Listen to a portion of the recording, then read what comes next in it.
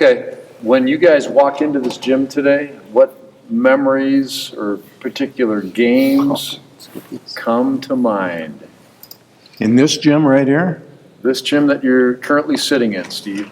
Well, when I was coaching in the last, let's see, it'd be the last 72, 73 to 90, 18 years, I knew it was going to be a tough game because Jefferson had probably the top program in the state of Minnesota during that stretch of time.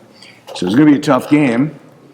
And I had to worry about my hearing. I've got hearing aids now because the band was playing so loud. And I was worried about the flag gals and rifle group throwing their stuff around. It hit me in the head in the pregame.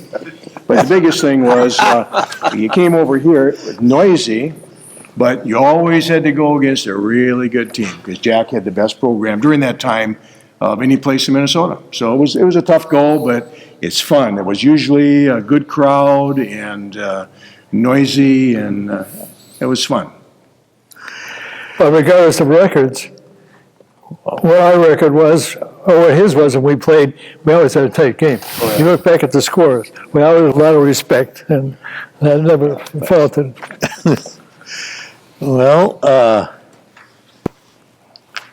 this was Jefferson was a springboard game for our tournament, for our Mounds Youth program.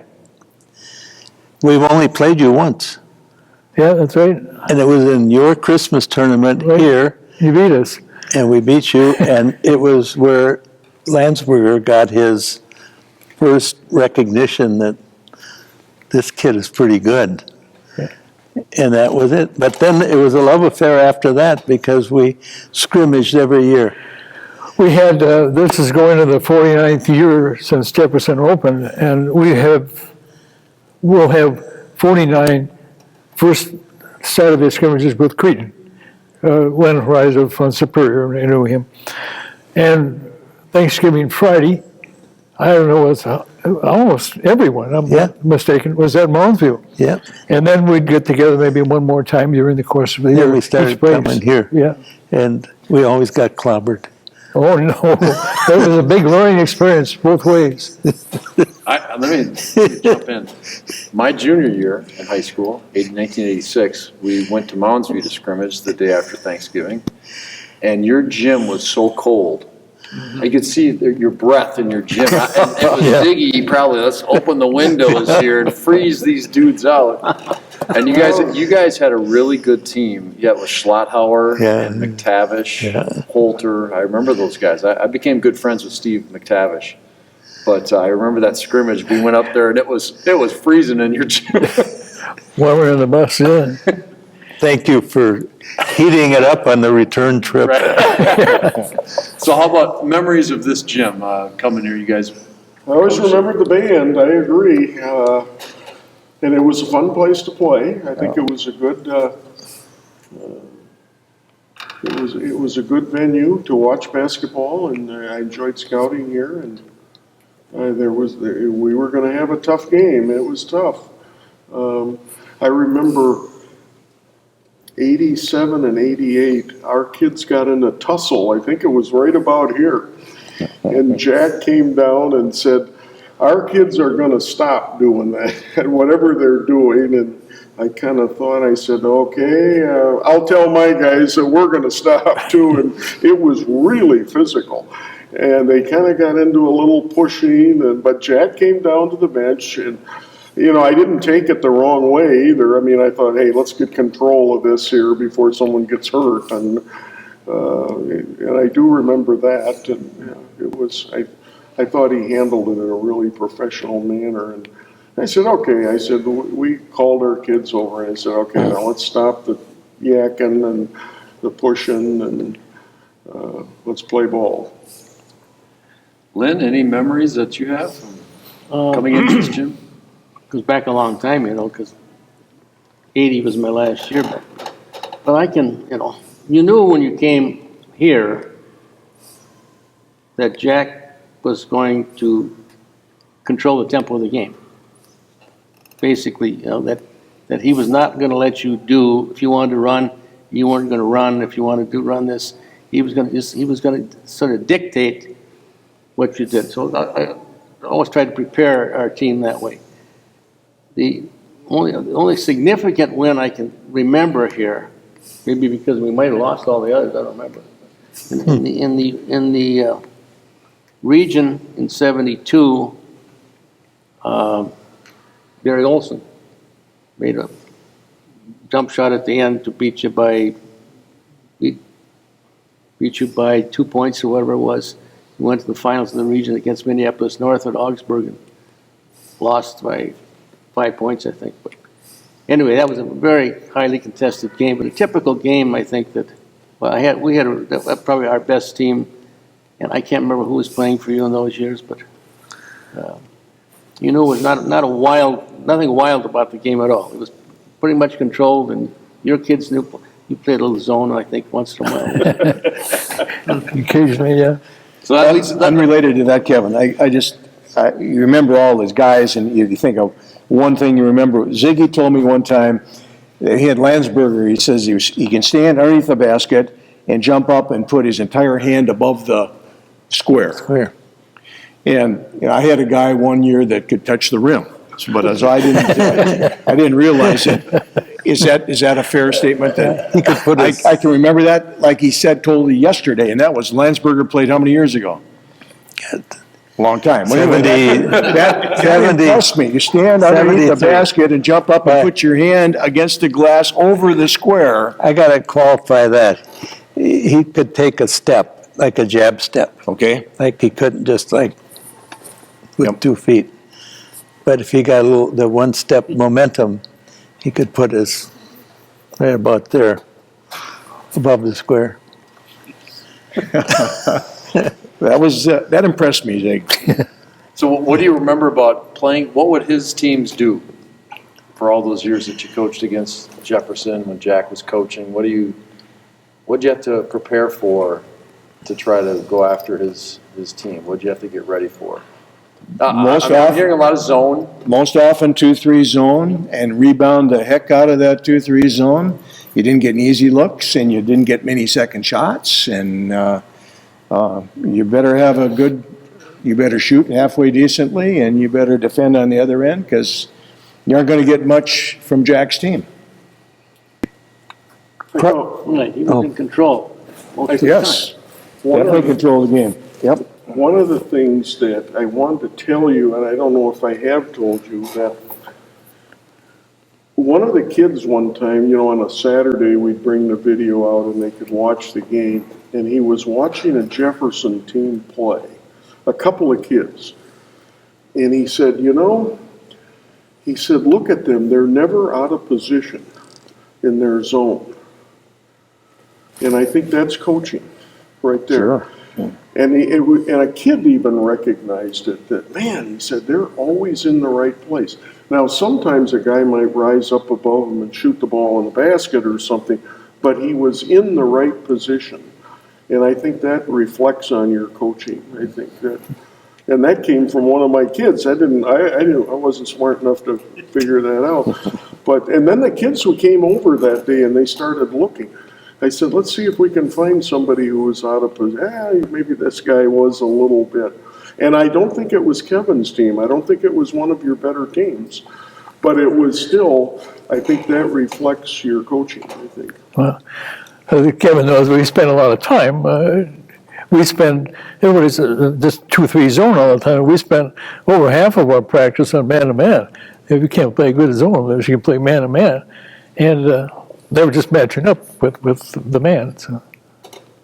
You would play, the scouts would always come back and say, this is the way Jefferson covers it.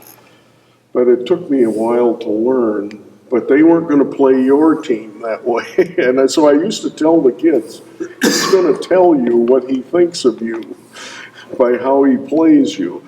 And he will make adjustments, They would come over and say, he doesn't think I can hit that shot. I can't. I said, that's okay. But now if you hit a couple, he's probably going to take it away from you, too. They're going to make an adjustment. But the scout would come back and say, this is the way they cover the... I think you even move personnel once in a while You wouldn't play, like Kevin wouldn't play in the same spot all the time, if I remember right. So they would come out and say, okay, they're playing him there. But yeah, the zone was, you had to be ready to play that zone. And don't shoot quick. They want you to shoot quick. You're playing into their hands. We've got to play inside out. Yeah, but I'm open. Coach, would you say that we probably, at least with my teams, maybe it was different before or after I was gone, but I think we did do a good job of forcing teams to play our pace. Well, yeah, in fact, Jeff still kind of follows that philosophy. Your tempo, what kind of tempo I can play against you or against you, and you try to control that tempo. And it wouldn't be that much difference week by week, but just being able to control the tempo. And of course, your shooting percentage sometimes comes up a little bit better if you take better shots too. But Seemed like your team's got the ball in there tight really well. That was frustrating for us anyway, defensively. Oh, even though it was a scrimmage. Got a lot of stuff on inside and then rebounding your shots. Really good offensive rebounding. well, as you know, it comes from kids. Kids have the desire and philosophy to play as good as they possibly can. And we've been very fortunate over the years, very blessed over the years to have kids that fall into that mode. The one time that we did play, you guys that year played lightning fast. There's a kid named Stevens, maybe? You played fast. Your tempo was like faster than what we could play.